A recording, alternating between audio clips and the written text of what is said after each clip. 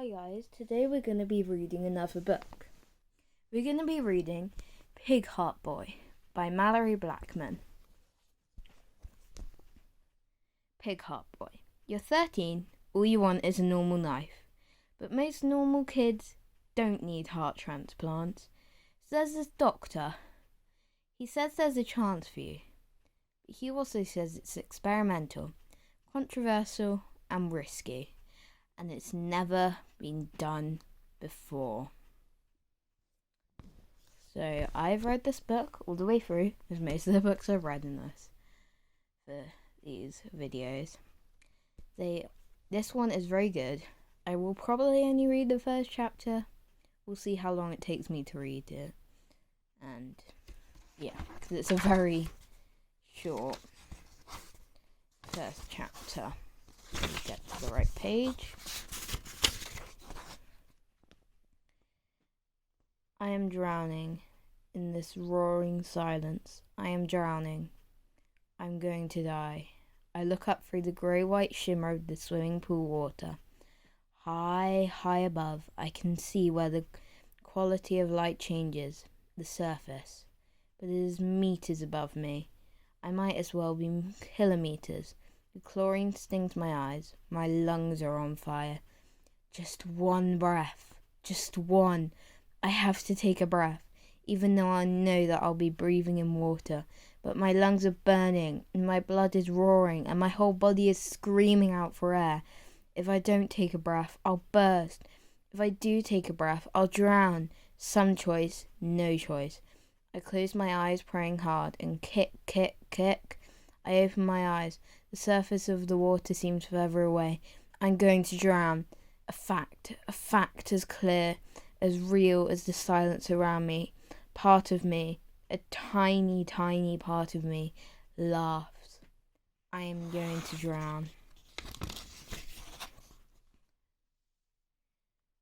After everything I've been through in the last few months, this is how I'm going to bow out.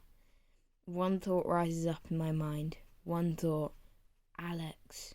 I stop kicking. I have no energy left. I stop fighting. I am so tired. I can feel my body begin to sink. Now for the hard part. Now for the easy part. Now for the hard part. Give in. Let go. Just one breath. Just one. Just... Pause. Chapter 2. Ticking. Well, that's an appropriate name. The noise was deafening. Shouting, screaming, laughing, shrieking. It was so thunderous. I thought my head was about to explode. I took a deep breath, breathed out and inhaled again, then dipped my head down until my head was completely underwater. Silence. Peace. It was like a radio being switched off. I sat down at the bottom of the swimming pool and opened my eyes. The chlorine in the water stung, but better than not seeing what was coming and being kicked in the face.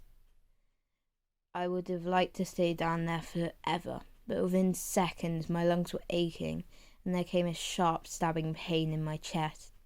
My blood roared like some kind of angry monster in my ears. I closed my eyes and stood up slowly.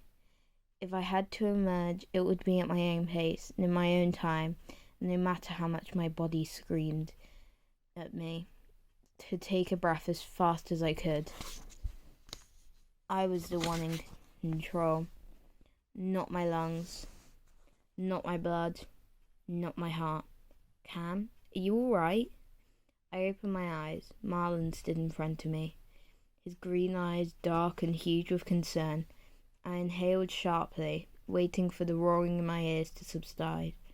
The pain in my chest took a little longer. Course I'm fine, I replied a little breathlessly. What were you doing? Just sitting down. Marlon frowned. Is that smart? I was sitting down, don't fuss.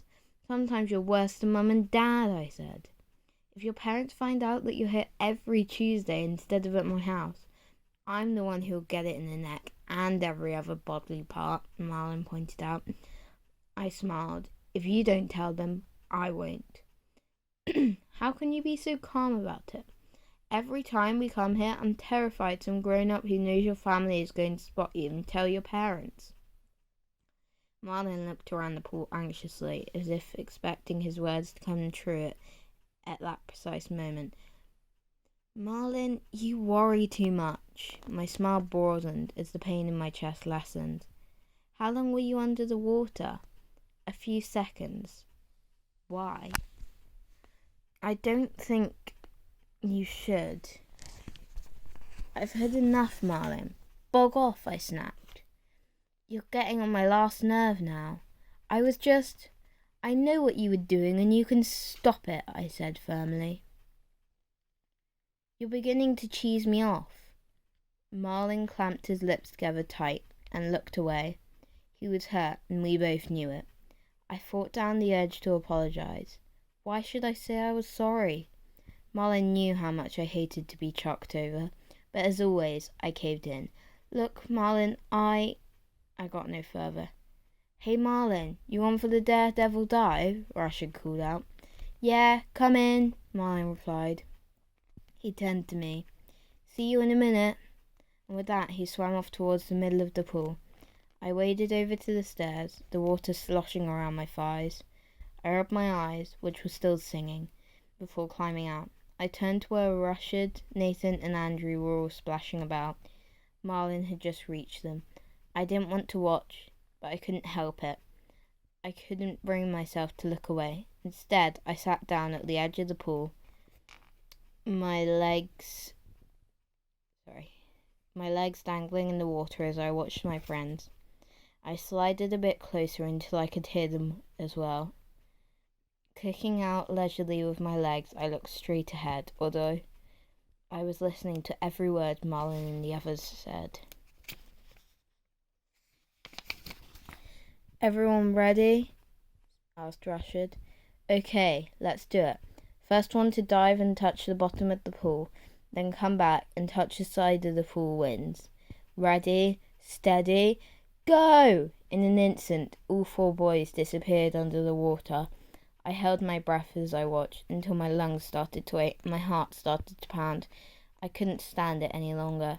And still, none of my friends had emerged from the water. I gasped, my whole body screaming in angry, pained protest as I concentrated on filling my lungs. Slow down, I've stopped holding my breath now, I told my heart. Just slow down.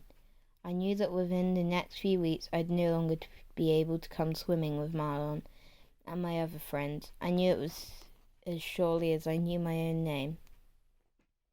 Because my heart was getting worse, so I had to hang on to these last moments of independence, even if part of it was just me fooling myself. Travis, our school moron, was right about that at least. I was a weed, and a feeble one at that. Long moments later, Marlon and Andrew emerged from the water, quickly followed by Rashid, then Nathan. Some swam, some thrashed for the other side of the pool. Marlon made it back first, laughing and gasping. Marlon always made it back first. I win! I win! Marlon shouted. Let's do it again, said Andrew, only this time we have to go down and come up and do the same before we make for the poolside. I gave the water one last vicious kick and stood up slowly. I couldn't bear to listen any more. It was as if there was a glass wall separating me from the rest of the world. All I could do was watch and envy my friends as they swam and dived and did whatever they wanted without a care in the world. They never bothered to ask me if I wanted to join them. They all knew I couldn't. I was weak and feeble and had to stay in the shallow end. I shouldn't have been in the pool in the first place, and we all knew it. I turned and watched Marlin and the others play daredevil dive again. They were in the middle of the pool, not the deep end. The bottom of the pool sloped down gently from the shallow end for 3/4 of the pool. Then came the sudden drop at the end of an underwater cliff, and after that the water was really deep. That's how they played daredevil dive. They had to dive and touch the bottom of the pool at the deep end before emerging from the water. The deep end of the pool was several meters down, so there was no way I could join in. I wondered bitterly what it must be like to kick your legs and dive down without fear that your heart would give out before you got to the bottom, what it was like to dive with a body that could do as your mind commanded, I would never know again. I walked back to the changing rooms, my mind swimming as my body could not. By the entrance to the pool, there was a full-length mirror. I caught sight of myself, my shoulders drooped, my mouth turned down, my eyes miserable. I looked at my torso. I clenched my fist and banged it against the left side of my chest in what started off as a slow tattoo, which grew increasingly faster and harder.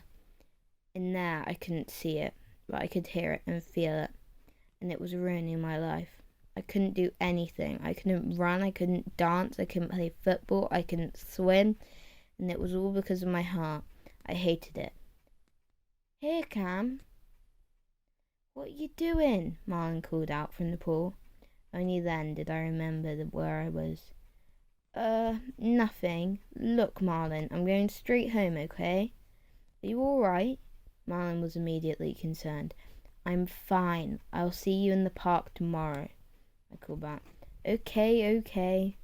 Marlon still didn't sound completely convinced. "We have a good game of football for you to watch tomorrow. We've challenged Manor Park."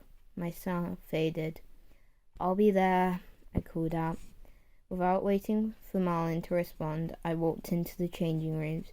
Marlon had automatically assumed that I would be a spectator. But then what else could I do? I wasn't much use for anything except watching. Everyone from Travis Cross, our school year's worst bully, to my best friend Marlon said so. Oh, Marlon never said so in so many words. He didn't have to. His correct assumption that all I'd do as the football game tomorrow was watch was enough. That was all I ever did, watch and listen. I was always a spectator, never a participant. I didn't call that living. I was alive, but that was all. "There's got to be more to it than this," I muttered from beneath my shower. Warm, foul-tasting water ran into my mouth. I spat it out and closed my eyes. There was a song I'd heard once, a song that I remembered more and more often these days. Not all of the song, just one line. Is that all there is? I clenched my fist until my ragged nails bit deeply into my palms. I was alive. I was alive! I wasn't going to let my heart beat me. I had to do something, anything, to show my body, my energy, my very existence wasn't just down to my heart. I had to have more control than that.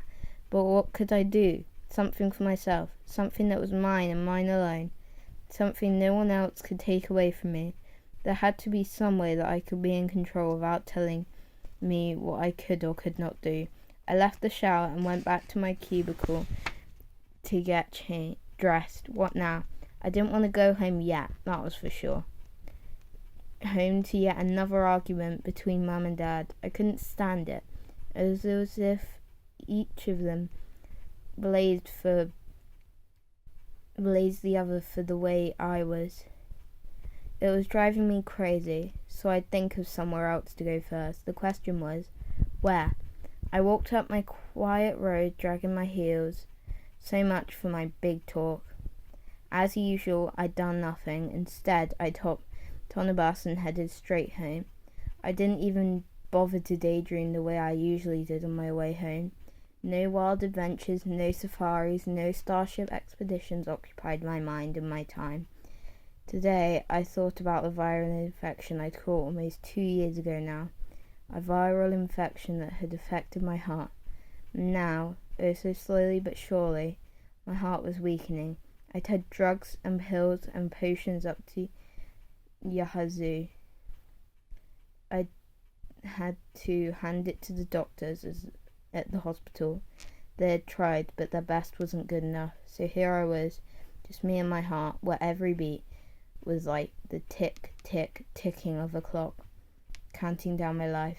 Tick, tick, tick, tick, tick, tick, tick. Anyway, so that was the first 2 chapters of the book, and I know some very dramatic stuff happens, and it is a very good read. So I highly suggest you read this one, and I will probably read some chapters of some other books next. So anyway, hope you liked it. Thanks for listening or watching, whatever you're doing. Bye!